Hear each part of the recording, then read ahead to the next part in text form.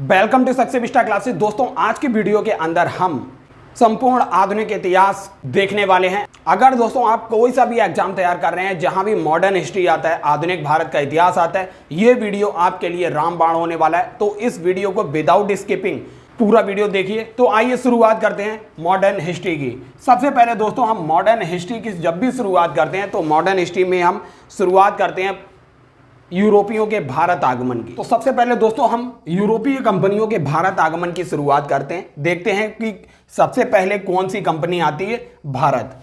हमने दोस्तों ट्रिक बनाई है, ज्यादा टाइम तक चीजें याद रहेंगी, इसलिए हम ट्रिक के साथ लेकर आए हुए हैं। तो हमारी ट्रिक है पुत्र डच अड़े फंसे। पुत्र डच अड़े फंसे, ये हमारी ट्रिक है। पुत्र से हो गया पुर्तगाली भारत आते हैं सबसे पहले, फिर डच कंपनी भारत आती है, फिर इसके बाद आ से हो गए अंग्रेज भारत आते हैं, फिर डे से हो गए डेनिस भारत आते हैं, फिर सबसे अंत में आने वाले होते हैं फ्रांसीसी सबसे अंत में भारत में आते हैं।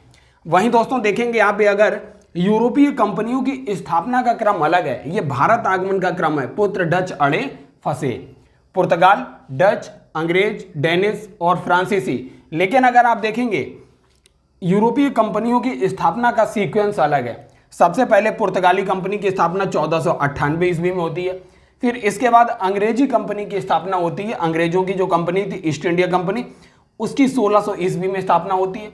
डा से हो गया फिर डच ईस्ट इंडिया कंपनी की शुरुआत होती है 1602 ईस्वी में। फिर इसके बाद डेनिस कंपनी की शुरुआत 1616 ईस्वी में होती है। वहीं फिर सबसे अंत में जो फ्रांसीसियों की कंपनी स्थापित होती है 1664 ईस्वी में। तो दोस्तों हमने 2 पॉइंट देखे, यूरोपीय कंपनियों के भारत आगमन का क्रम, पुर्तगाल, डच, अंग्रेज, डेनिस और फ्रांस। और यूरोपीय कंपनियों की स्थापना का क्रम हमने देखा, पुर्तगाल 1498, अंग्रेज 1600, डच 1602, डेनिस 1616 और फ्रांसीसी 1664 ईस्वी में कंपनी की स्थापना करते हैं। अब आइए दोस्तों देखते हैं कि सबसे पहले जो भारत आया पुर्तगाली वास्को डी गामा 1498 ईस्वी में कालीकट, केरल के कालीकट बंदरगाह पे उतरता है। वहां का जो राजा है जमोरिन उसका स्वागत करता है। वो सारी डिटेल समझते हैं। दोस्तों अब आइए देखते हैं भारत में सबसे पहले जो यूरोपियंस आए, पुर्तगाली आए। हमने आपको पुर्तगालियों के बारे में ज्यादा पूछा जाता है क्योंकि ये पहले यूरोपियंस थे जो भारत में आए। तो बेसिक पॉइंट्स जितने भी आपके एग्जाम में पूछे जाते हैं हम उन सारे पॉइंट्स को कवर करते हुए चल रहे हैं। तो पहला देखिए 1498 ईस्वी में कौन आया, वास्को डी गामा आता है केप ऑफ गुड होप के रास्ते। केप ऑफ गुड होप क्या है, जो अफ्रीका कॉन्टिनेंट्स है, आप देखेंगे ये अफ्रीका कॉन्टिनेंट्स यूरोप से होते हुए, अफ्रीका कॉन्टिनेंट से होते हुए ये जो भारत आने वाला रास्ता है, ये यहां पर केरल का जो कालीकट बंदरगाह था यहां पर आता है। तो अफ्रीका से होते हुए जो रास्ता जाता है इसे केप ऑफ गुड होप कहते हैं। अब आइए दोस्तों देखते हैं जब वह कालीकट के बंदरगाह पर पहुंचता है, जब पुर्तगाली वास्को डी गामा कालीकट बंदरगाह पे पहुंचता है तो कालीकट का जो शासक था जमोरिन उसका भव्य स्वागत करता है। ये पॉइंट्स आपको नोट करना है क्योंकि ये एग्जाम में पूछे जाते हैं। अब देखते हैं वास्को डी गामा के बाद जो पहला पुर्तगाली वायसराय बनकर भारत आता है उसका नाम था फ्रांसिस्को डी अल्मेडा। आपको यह नाम नोट करना है, कई बार एग्जाम में पूछा है पहला पुर्तगाली वायसराय कौन था। तो आपको याद रखना है फ्रांसिस्को डी अल्मेडा जो है 1505 ईस्वी में, यह भी बहुत इंपॉर्टेंट है, प्रथम वायसराय बनकर भारत आता है। फिर इसके बाद 1509 ईस्वी में दूसरा वायसराय बनकर आता है अल्फांसो द अल्बुकर्क। इसका भी नाम बहुत महत्वपूर्ण है क्योंकि इसने एक बहुत महत्वपूर्ण काम किया था। इसने क्या किया था, जो बीजापुर का शासक था यूसुफ आदिल शाह से गोवा छीन लिया था 1510 ईस्वी में। बीजापुर के शासक यूसुफ आदिल शाह को 1510 ईस्वी में पुर्तगाली वायसराय अल्फांसो द अल्बुकर्क के द्वारा पराजित कर दिया जाता है और गोवा पर अधिकार कर लिया जाता है। फिर इसके बाद आप देखेंगे पुर्तगालियों से सबसे महत्वपूर्ण पॉइंट यह है, पहली व्यापारिक कोठी की स्थापना पुर्तगालियों के द्वारा कोचीन में की जाती है जो केरल में है। केरल में कोचीन में पहली व्यापारिक कोठी की स्थापना पुर्तगाली करते हैं। तो इतने महत्वपूर्ण पॉइंट आपको याद रखना है पुर्तगालियों से। अब आइए देखते हैं डच। प्रथम डच जो था भारत आया था उसका नाम था कार्नेलियंस हाउटमैन। इसका नाम इंपॉर्टेंट है, कई बार पूछा गया है। प्रथम डच जो भारत आया था कार्नेलियंस हाउटमैन। हम आपको बता देते हैं, प्रथम व्यापारिक कोठी मसूलीपट्टनम में खोली गई थी डचों के द्वारा, और ये मसूलीपट्टनम आंध्र प्रदेश में है। और अंत जो होता है डचों का 1759 ईस्वी में अंग्रेज और डचों के मध्य वेदरा का युद्ध होता है। वेदरा के युद्ध में 1759 ईस्वी में डचों की बहुत बुरी पराजय होती है और डच भारत छोड़कर चले जाते हैं। आइए दोस्तों देखते हैं अब अंग्रेजी ईस्ट इंडिया कंपनी की शुरुआत 1600 ईस्वी में होती है। आपको बता दें, जब 1600 ईस्वी में महारानी एलिजाबेथ के द्वारा अधिकार पत्र प्राप्त करके ईस्ट इंडिया कंपनी जो है भारत की ओर प्रस्थान करते हैं। और आप देखेंगे मुगल दरबार में आने वाला जो सबसे पहला अंग्रेज था कैप्टन हॉकिंस, इसे जेम्स प्रथम ने भेजा था और इसे जहांगीर के दरबार में भेजा गया था। तो मुगल दरबार में आने वाला प्रथम अंग्रेज कौन था? Captain Hawkins. इसे किसके द्वारा भेजा गया था? जेम्स प्रथम के द्वारा। और ये किसके दरबार में आता है? और ये जहांगीर के दरबार में पहुंचता है। और इसके बाद जो दूसरा अंग्रेज भारत आता है सर टॉमस रो, इसे भी जेम्स प्रथम ने राजदूत बनाकर भारत में व्यापारिक कोठी स्थापित करने के लिए जहांगीर के पास भेजा था 1615 ईस्वी में। वहीं आप देखेंगे प्रथम व्यापारिक कोठी की स्थापना जो होती है अंग्रेजों के द्वारा गुजरात के सूरत में 1608 ईस्वी में की जाती है। वहीं आप देखेंगे जो दक्षिण पूर्वी वाला एरिया है, आंध्र प्रदेश वाला क्षेत्र, दक्षिण पूर्व वाले एरिया में प्रथम व्यापारिक कोठी जो थी अंग्रेजों की वो मसूलीपट्टनम में 1611 ईस्वी में खोली गई। तो सबसे पहली व्यापारिक कोठी जो थी 1608 में सूरत में, वहीं दूसरी और दक्षिण पूर्वी भारत में प्रथम मसूलीपट्टनम 1611 ईस्वी में अंग्रेजों के द्वारा स्थापित की गई।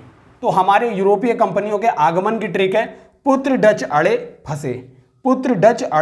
फंसे, मतलब पुर्तगाल, डच, अंग्रेज, डेनमार्क और फ्रांस, ये इनके आने का क्रम है। और इनकी व्यापारिक कोठी स्थापित करने का क्रम है चीनी मछली की सूरत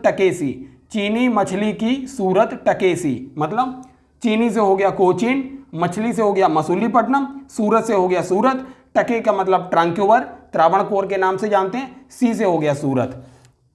तो मतलब पुर्तगालियों ने सबसे पहले जो व्यापारिक कोठी स्थापित की कोचीन में, डचों ने मसूलीपट्टनम में, अंग्रेजों ने सूरत में, डेनमार्क ने ट्रांक्यूवर, ये तमिलनाडु में है, और फ्रांस ने सूरत में पहली व्यापारिक कोठियां स्थापित की। अब आइए दोस्तों आधुनिक भारत के रिवीजन श्रृंखला में बंगाल को देखते हैं। बंगाल और इसके बाद हम मैसूर को देखेंगे, क्योंकि अंग्रेजों ने सबसे पहले इन्हीं को अपने अंतर्गत में लाया था।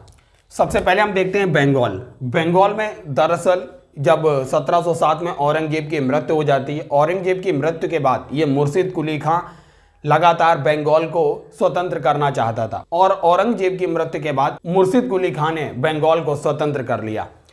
आप देखेंगे 1704 ईस्वी में मुर्शिद कुली खां, जो बंगाल की राजधानी पहले ढाका थी, फिर ये ढाका से राजधानी अपनी मुर्शिदाबाद परिवर्तित कर लेता है। इसके बाद देखेंगे जो 1726 ईस्वी में मुर्शिद कुली खां की मृत्यु हो जाती है, और इसके बाद सुजाउद्दीन 1726 ईस्वी में नवाब बनता है। सुजाउद्दीन नवाब बनने के साथ आप देखेंगे 1739 ईस्वी तक सुजाउद्दीन नवाब रहता है बंगाल का।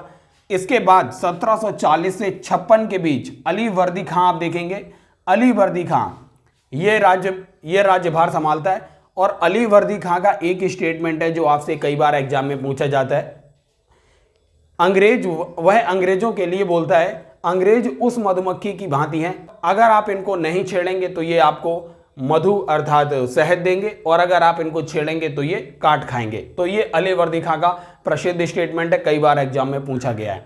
फिर इसके बाद देखेंगे जब अली वर्दी खां की मृत्यु होती है तो फिर 1756 ईस्वी में सिराजुद्दौला गद्दी पर बैठता है, और इसके अंग्रेजों के साथ लगातार मतभेद बढ़ते जाते हैं। आप देखेंगे 1757 में जो प्लासी का युद्ध होता है, अंग्रेजों का जो नेतृत्व कर रहा था रॉबर्ट क्लाइव कर रहा था, और 1757 ईस्वी का जो प्लासी का युद्ध होता है सिराजुद्दौला और रॉबर्ट क्लाइव के बीच होता है, जिसमें रॉबर्ट क्लाइव जीत जाता है। दरअसल ये प्लासी का युद्ध कोई मैदान पर लड़ा नहीं गया था, ये षड्यंत्र था। जो मीर जाफर था, इसका सेनापति, सिराजुद्दौला का सेनापति मीर जाफर, वो जाकर अंग्रेजों से मिल जाता है, और जब युद्ध से एक दिन पूर्व आप देखेंगे मीर जाफर हथियार डाल देता है और अंग्रेजों से संधि कर लेता है। इस प्रकार सिराजुद्दौला 1757 का युद्ध बिना लड़े ही हार जाता है। मीर जाफर को सिराजुद्दौला के साथ छल करने का पुरस्कार मिलता है और उसको बंगाल का नवाब बना दिया जाता है। 1757 से लेके 1760 ईस्वी तक बंगाल का नवाब रहता है मीर जाफर। 1757 में अंग्रेज कठपुतली नवाब मीर जाफर को बैठालते हैं और 1760 ईस्वी तक ये रहता है। इसके बाद अंग्रेजों से मतभेद होने के साथ जो मीर जाफर था, मीर जाफर को उतार कर मीर कासिम को बंगाल का नवाब 1760 ईस्वी में बना दिया जाता है। 1760 ईस्वी में बना दिया जाता है। मीर कासिम और अंग्रेजों के बीच भी लगातार मतभेद बढ़ते गए और 1764 ईस्वी में मीर कासिम को हटा दिया गया। तो राज्य से तो बंगाल के नवाब के पद से हटाने के बाद बक्सर का युद्ध होता है। ये नवाब जो था अवध का जो नवाब था शुजाउद्दौला के पास जाता है। वहाँ पर शाह आलम द्वितीय भी था जो निर्वासित जीवन व्यतीत कर रहा था। शाह आलम द्वितीय और अवध का नवाब शुजाउद्दौला और मीर कासिम तीनों की तिकड़ी मिलती है युद्ध के लिए। अंग्रेजों के विरुद्ध बक्सर का युद्ध 1764 ईस्वी में होता है और इस युद्ध में भी अंग्रेज मीर कासिम को परास्त कर देते हैं। इस प्रकार बंगाल जो था अंग्रेजों के हाथों में पूर्णतः आ जाता है।